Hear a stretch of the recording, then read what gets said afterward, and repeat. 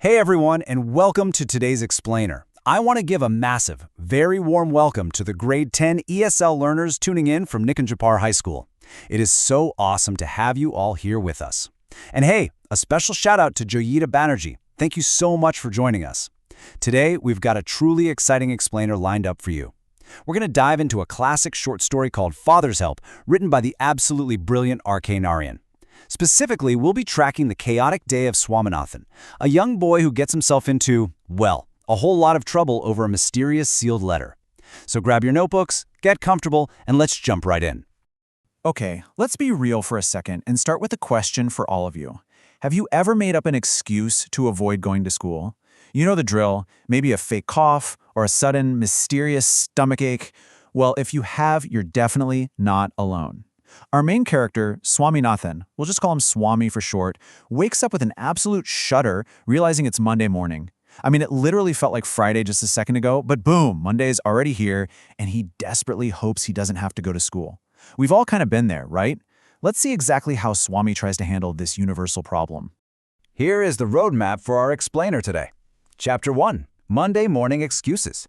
Chapter 2, The Sealed Letter. Chapter 3, Swami's Guilty Conscience. Chapter 4, Samuel's Unexpected Kindness. And Chapter 5, The Locked Door. Let's kick things off with Chapter 1, Monday Morning Excuses. Okay, so picture this. It's exactly 9 a.m. on the dot, and Swami lets out this dramatic wail. He cries out, "I have a headache." And you know what? Initially, this works like an absolute charm. His mother generously suggests that, yeah, Swami might just stay home today. So fast forward to 9:30 a.m., when he definitely ought to be standing in the school prayer hall, Swami is just comfortably chilling, lying on a bench in his mother's room. He thinks he's won. He successfully tricked his generous mom, but as we're about to see, he forgot to account for one major obstacle. Enter Swami's strict father. When his dad sees him lounging on the bench and demands he dress up and go to school right that second, Swami realizes his first excuse just isn't going to cut it anymore. His father basically tells him to just loaf about less on Sundays. So here's the crucial turning point. Swami is forced to pivot, and pivot fast. He shifts from excuse number 1, the simple headache, to excuse number 2. He completely invents a wild story about a scary teacher. He tells his dad he can't go in late because his teacher, Samuel, is a very angry man, especially with boys who show up late. Swami's basically hoping this will finally convince his dad to just let him stay home. All right, moving on to Chapter 2, The Sealed Letter. So Swami pushes the lie even further, telling his father that even the headmaster is terrified of this teacher, Samuel. But this completely backfires. It brilliantly shows how father's logic takes a totally unexpected turn. His dad just asks, well, if he is so angry, why not tell your headmaster about it? Oops, Swami thought his father would say, oh wow, it's too dangerous, better stay home. Instead, his dad decides to take direct action against this supposedly terrible teacher. And at this point, absolutely no amount of backpedaling or protesting from Swami is going to make his father change his mind. And things escalate so fast here. It builds into this totally irreversible situation for our young protagonist. By the time Swami's actually ready to leave for school, his father has taken 3 final terrifying steps. 1, he composed a long letter to the headmaster. 2, he stuffed it into an envelope. And 3, he sealed it shut. When a completely freaked out Swami asks what's actually in the letter, his father just vaguely replies that there are plenty of things about Samuel, and he absolutely must give it to the headmaster. Swami is completely trapped now. You can only imagine the emotional toll this is taking on him. The text says, Swami went to school feeling he was the worst boy on earth. That sentence hits so hard, right? Try to imagine the intense, crushing dread he's experiencing as he walks out his front door. He's literally carrying a sealed letter filled with unknown, probably awful allegations against his teacher, allegations based entirely on a lie he spun just because he wanted to get out of class. Which leads us directly into Chapter 3, Swami's Guilty Conscience. Let's just pause here for a second and look at this really crucial vocabulary word, conscience. It's that inner feeling or little voice acting as a guide to the rightness or wrongness of your behavior. Well, Swami's conscience is just eating him alive right now. He stops on the side of the road, his head completely dizzy with confusion. Why? Because he isn't even sure if his description of Samuel is accurate at all.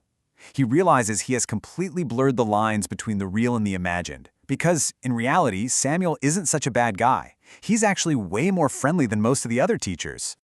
As he's dragging his fate to school, Swami starts reviewing his memories of Samuel's actual appearance. His dark face, his thin mustache, his unshaven cheek, and that signature yellow coat. Recalling these super specific details just fills Swaminathan with so much sorrow.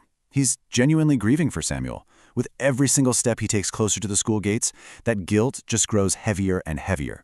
He literally can't decide if Samuel actually deserves the terrible things written in that sealed envelope, burning a hole in his pocket.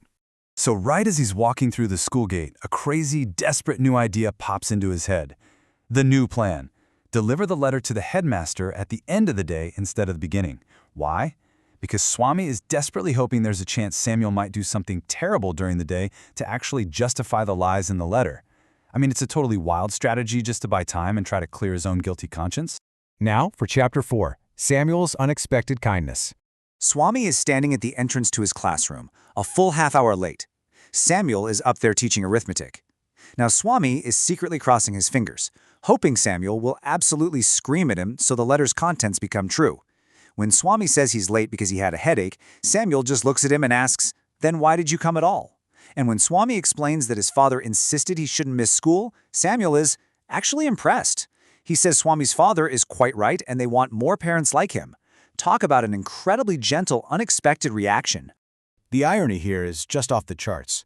Swami's expectation is that the time Samuel gets most angry, like furiously angry, is during the inspection of home lessons.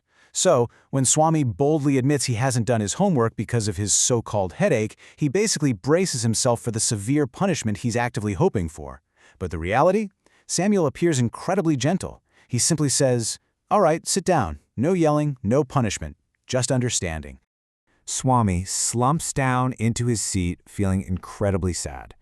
And this next sentence just perfectly captures the absolute peak of Swami's emotional guilt. He had never met anyone as good as Samuel. He's sitting there thinking, "Oh, you poor man, you have no idea what my father has done to you." He realizes, in real time, that he has just condemned the nicest, most understanding man he knows in that sealed letter. Let's wrap things up with Chapter 5, The Locked Door. Okay, it's 4:30 p.m. The final bell rings for the last period. Swami grabs his books and literally sprints to the headmaster's room to finally execute his plan. Hand over the letter and get it over with. But, plot twist. A moment later, he finds the room completely locked. The peon standing there casually informs him that the headmaster has actually gone on a week's leave. Swami's grand plan completely falls apart. Shortly after, he just bolts away from the school, running all the way home with that undelivered letter still in his pocket. As soon as Swami bursts through the door of his home with a letter, his dad is right there waiting for him. His father immediately says, "I knew you would not deliver it." When Swami frantically tries to explain that, hey, the headmaster is actually on leave, his father just snatches the letter right out of his hands and tears it to pieces, leaving him with these incredibly harsh final words. "Don't ever come to me for help if Samuel scolds you again. You deserve your Samuel." And with that super dramatic moment, our plot comes to a close. So that brings us to the end of our explainer. But before we go, I want to leave you with a really thought-provoking question to chew on. Did Swami actually learn his lesson about lying, or did he just get incredibly lucky? Think about it. I mean, sure, he felt the heavy burden of his conscience all day long, but ultimately the headmaster being on leave meant he never actually had to face the true, real-world consequences of handing over that false letter. I highly encourage all of you students to debate this with your classmates. Did Swami truly grow from this, or did he just escape by the skin of his teeth? Thank you all so much for hanging out with me today to explore R K Narayan's fascinating story. Keep learning, keep asking great questions, and I will see you all in the next explainer.